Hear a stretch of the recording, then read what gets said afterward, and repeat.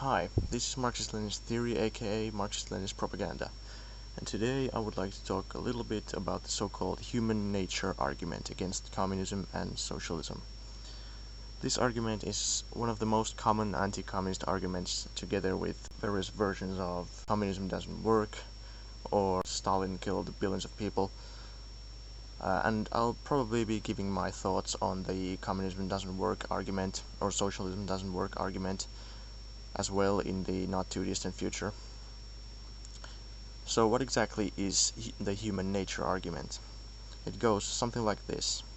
Communism doesn't work because it goes against human nature, i.e. humans supposedly can't live cooperatively because they're inherently greedy and selfish.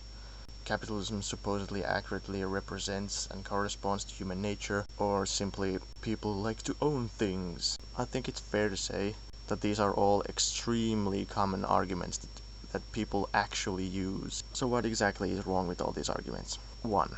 The human nature argument ignores material, socio-economic conditions almost entirely. First of all, human beings don't only behave according to their basic biology or their basic instinctive urges, but are largely affected by social conditions and conditioning.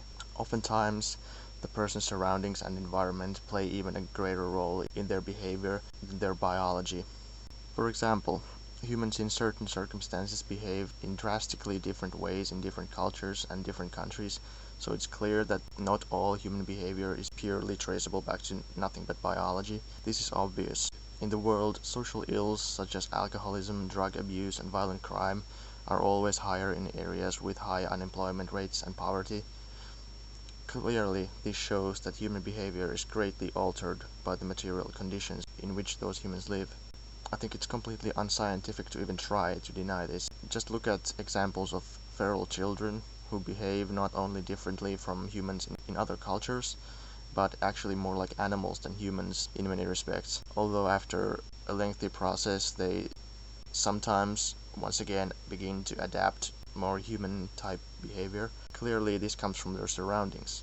Their basic biology never changes during this process. Therefore, we must accept that social and economic conditions can change human behavior, and if that is the case, then it's completely reasonable to think that such social and economic conditions can be created where humans act more cooperatively and altruistically. It is important to note human nature and the material conditions are not static, but exist in a dialectical relationship, being dialectically affected by each other and changing constantly. Humans are not only conditioned by their socio-economic conditions, but also themselves change those conditions. I mentioned other cultures, and that brings me to my second point. 2. The human nature argument ignores human history almost in its entirety. The human nature argument really tacitly suggests that human nature is not only non-changing, which I've already disproven, but that capitalism, and particularly the concept of private property, private ownership of the means of production, are somehow hardwired into humans. That those concepts and the behavior connected with them are inherent in humans, that humans are supposedly naturally capitalistic. Only someone with absolutely no idea about human history could say such a thing. Private property is actually a very new concept in human culture, not to mention how new capitalism is. This argument presupposes that capitalism is eternal, and when in fact it is completely obvious that it is a very new phenomena that is liable to unprecedented crises and that relies on infinite growth, ever-expanding markets and so on in a finite world. It is a system which by its very nature is unstable and bound to crash as it frequently does. It is also one that will inevitably destroy this planet and all human life on it if it's allowed to continue, and therefore it can hardly be called eternal. Even capitalism itself is subject to constant change, and not at all static like nothing is. Capitalism has changed in a fundamental way from its classical stage into global monopoly capitalism, imperialism. As I said, private property is a very new development in human history.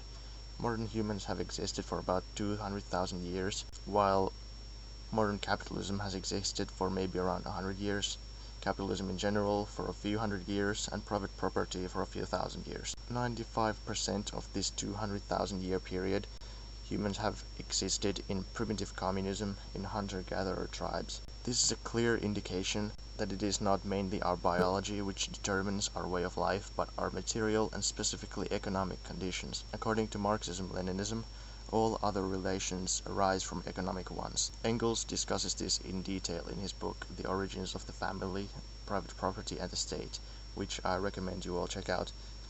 It goes through human history and uses examples to make it easier to understand how the base economy, mode of production, gives rise to the superstructure, society, culture, etc.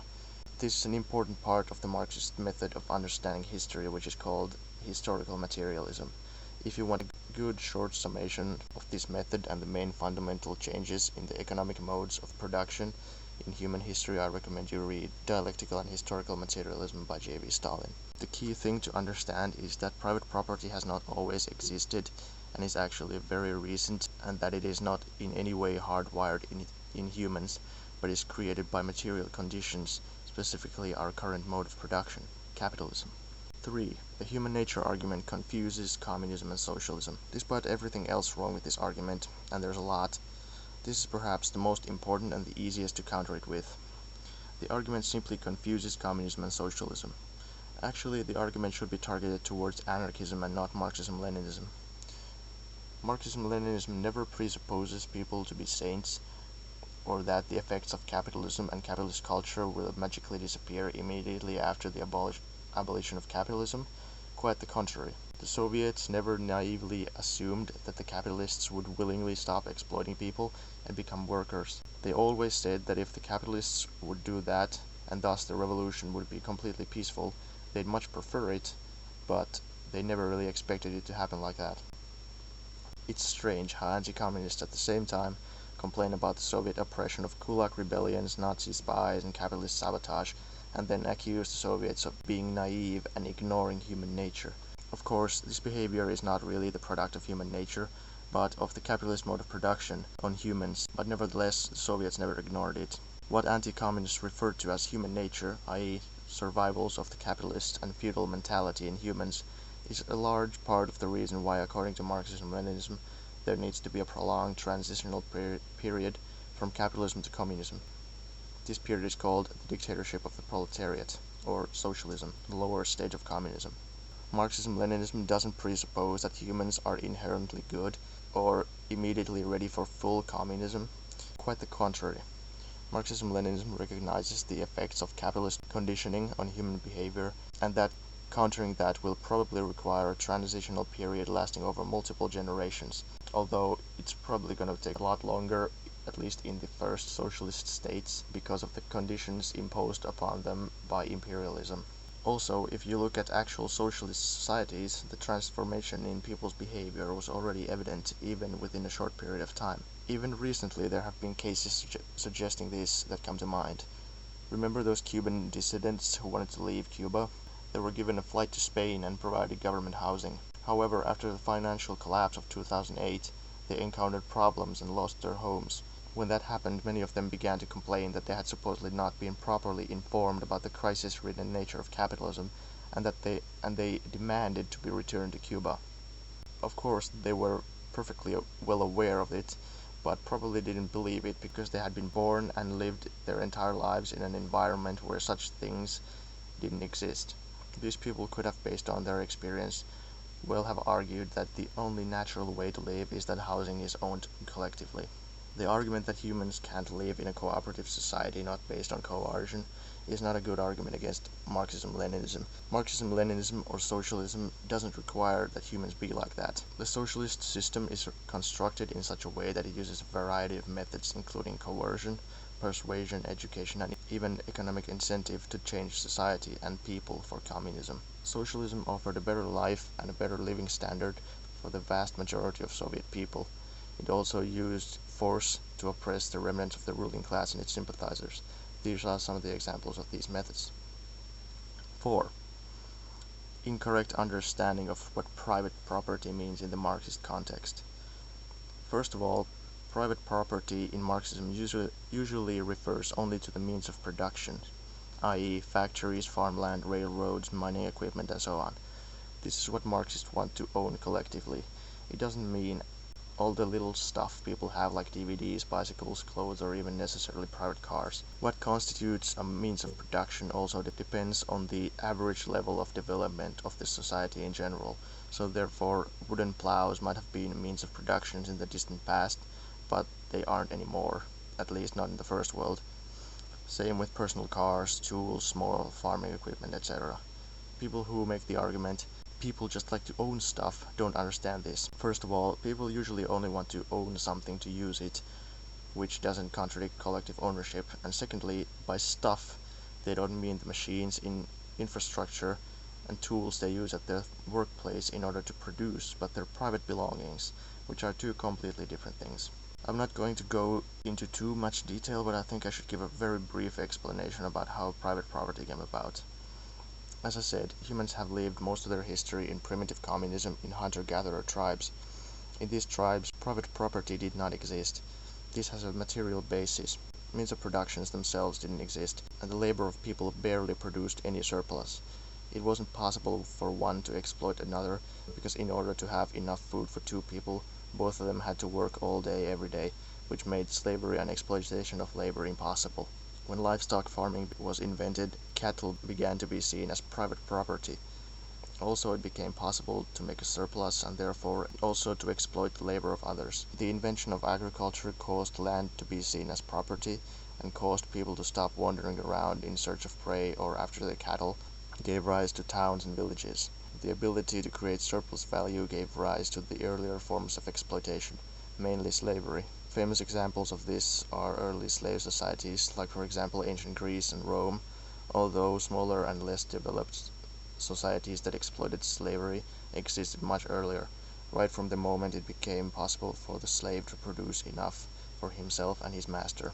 This later evolved to feudalism and serfdom, which in turn, with scientific and industrial developments, gave rise to capitalism, which by the laws of competition centralized the cottage industry and small manufacturing into large factory production, and small peasant farming into large corporate farms. It is important to note that this was the point in time when the proletariat really emerged as a class. The Industrial Revolution, when the small producers were driven bankrupt or off their land, turning them into armies of unemployed workers seeking a living by selling their labor to the capitalists. 5.